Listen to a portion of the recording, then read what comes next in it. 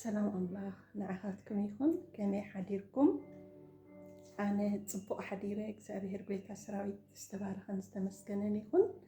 نأملاخ أمسكن الله نز ፀሐይ كمزجيرو زبرق نز ጸልማት كمطيتو እግዚአብሔር ስሙ استبارخ يكون آمين እግዚአብሔር يبارخنن يحلونن እግዚአብሔር ገጹ يبرحلنا ጸጋ ኸአ ይሃበና እግዚአብሔር ገጹ ይምለሰልና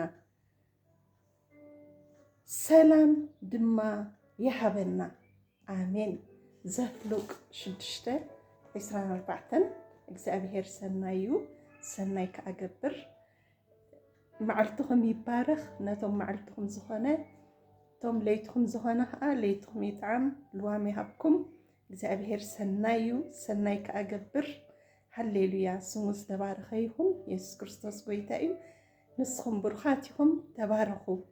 አሜን።